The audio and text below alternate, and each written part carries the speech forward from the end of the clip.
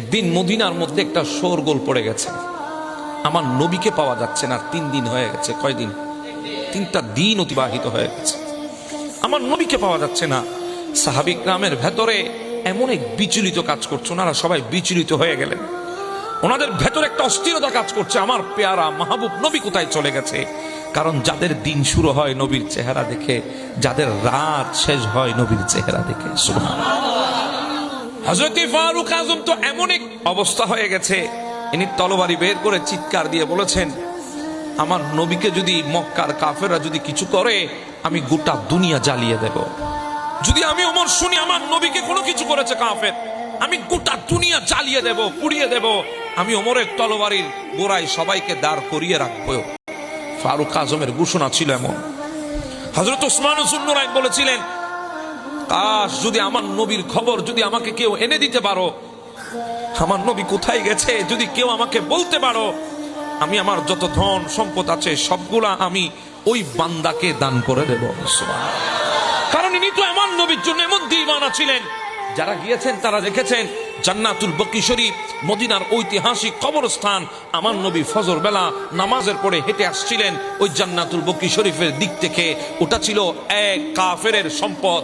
আমার নবীকে আসতে দেখে ওসমান যুন্নুরাইন জিজ্ঞাসা করে, আকা ইয়া রাসূলুল্লাহ, ওগো মায়ার নবী জানের নবী কোথায় গিয়েছেন? বলে, ওসমান জায়গাটা অনেক সুন্দর, আমার ভালো লাগে এই জায়গাটা, যেটা বর্তমানে জান্নাতুল বকি মদিনার কবরস্থান, যেখানে 10,000 নবীর সাহাবী দাফন আছে, সেই কবরস্থান।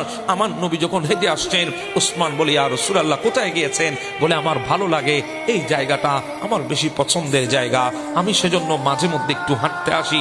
এই কথা বলে আমার নবী হুজরায়ে পাকে গিয়ে বসতে পারে নাই, পেছন পেছন হযরত ওসমান এসেছেন।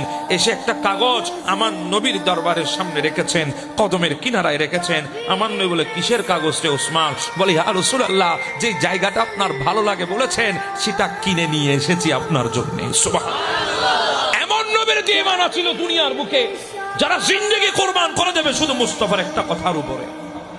দিওয়ানা হয়ে গেছেন পৃথিবীর বুকে। নবীর এমন দিওয়ানা ছিল, মাওলা আলী শের হুদা কাররামাল্লাহু তাআলা ওয়াজহুল কারীম এত বড় নবীর প্রেমিক ছিলেন। উনি ঘোষণা দিলেন, আমার নবীকে যদি কাফেররা কোনো ক্ষতি করে, আমি আলী সবাইকে আসমানের উপরে উঠায় আবার জমিনে ফেলবো।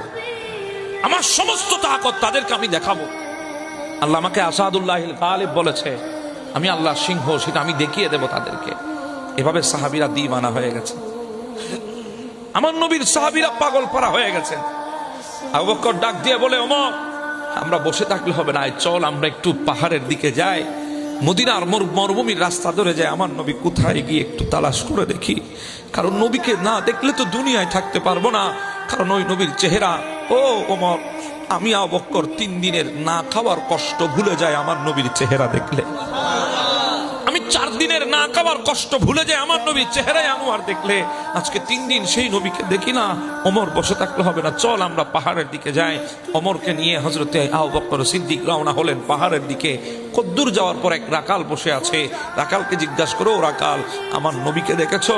রাকাল বলে, আপনার নবীকে? বলে, তুমি চিনো না মদিনার সুলতানকে? তুমি চিনো না আল্লাহর পেয়ারা মাহবুবকে? বলে, আমি নাম শুনেছি, কখনো তো ওনাকে দেখি নাই, আমি তো ওনাকে চিনি না, কিন্তু নাম জানি, সবাই ওনার নাম বলে, সবাই ওনার কথা বলে, কিন্তু আমি অদম তো কখনো দেখি নাই। কিন্তু আমি উনি কে সেটা আমি জানি না, তবে একজনের ব্যাপারে আমি বলতে পারবো। বলে, কে সে? বলে, তিনি কে আমি জানি না, তবে আজকে 3 দিন হয়ে গেছে, ওই পাহাড়ের চূড়ায় ছোট্ট একটি গুহা আছে, ওই গুহার ভেতরে সিজদায় পড়ে শুধুমাত্র 2টা শব্দের মধ্যে গোটা 3 দিন কাটিয়ে দিয়েছে। 2টা শব্দে জবান থেকে বের হয় আর চিৎকার করে করে কাঁদে। যান একটু কষ্ট করে ওনাকে ওখান থেকে নিয়ে যান, আপনাদের নবী যদি হয় তাহলে তো নিয়ে যাবেনই, নবী না হলেও নিয়ে যান। কেন?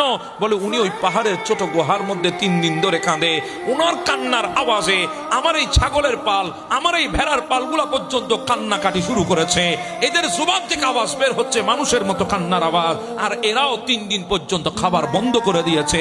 ওনার কণ্ঠের সাথে কণ্ঠ মিলিয়ে আমার পশুগুলাও আজকে 3 দিন ধরে কাঁদছে। যান আপনারা গিয়ে ওনাকে নিয়ে যান। শুধু 2টা শব্দের মধ্যে উনি 3 দিন সিজদায় আছে। বলে, কি শব্দ? বলে, উনি বলছেন, রব্বি গফির লিকওমি রব্বি রব্বি হাবলি উম্মতি, এই দুইটা শব্দই জিন্দেগি কাটায়। ওমর ডাক দিয়ে বলে, আবু বকর, এটা কেউ নয়, কেউ নয়, আমাদের দিলের জান, প্রাণের প্রাণ, আমাদের মায়ার মাহবুব নবী ওখানে সিজদায় পড়ে কাঁদতেছেন। সুবহান। আর কেউ নয়, সেটা আমার মাহবুব নবী। দৌড় দিয়েছেন ওমর, দৌড় দিয়েছেন আবু বকর, গিয়ে দেখছে ঠিকই আমার নবী সিজদায় পড়ে দুইটা শব্দের মধ্যে, রব্বি গফির লিকওমি, আল্লাহ তুমি আমার কওমকে ক্ষমা করে দাও, রব্বি হাবলি উম্মতি বলে বলে আল্লাহর দরবারে কাঁদছে উম্মতের জন্য।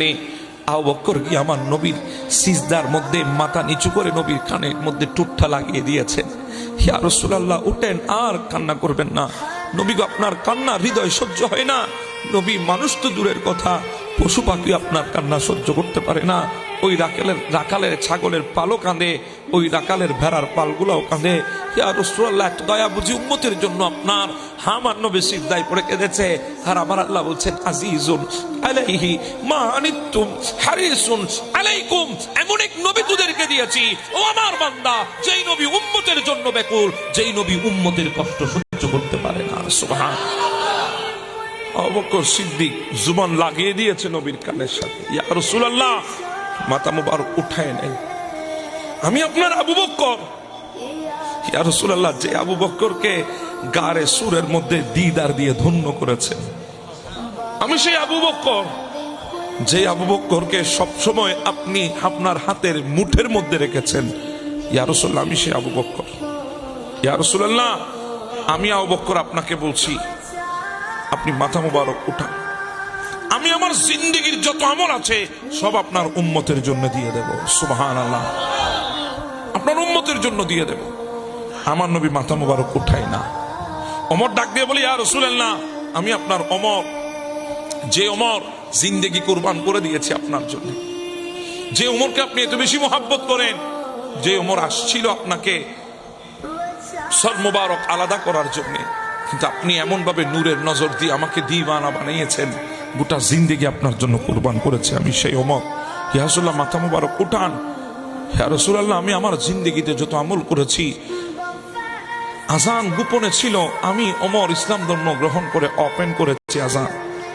ইয়া রাসূলুল্লাহ, আমাকে যেই মোহাব্বত করে আপনি ফারুক আজম উপাধি দিয়েছেন, ইয়া রাসূলুল্লাহ, আমি সেই ফারুক বলছি, মাথা মুবারক উঠায় দেন, আমি আমার জিন্দেগির আমল আপনার উম্মতকে দান করে দেব।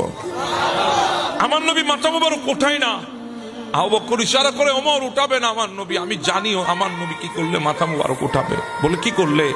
বলে একজন মানুষ আছে আমার নবীর মাথা মুবারক উঠাইতে পারে। বলে তিনি কে?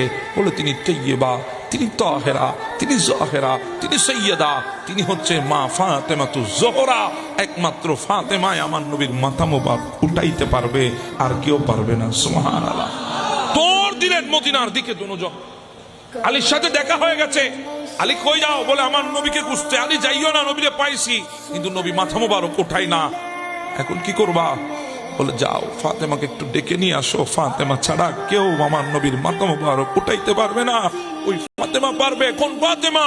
যিনি হচ্ছেন উম্মে আবিয়া, মানুষ আমার নবীর মা বলে যাকে ডাকতো, সেই ফাতেমা পারবে আমার নবীর মাথা মুবারক উঠাইতে।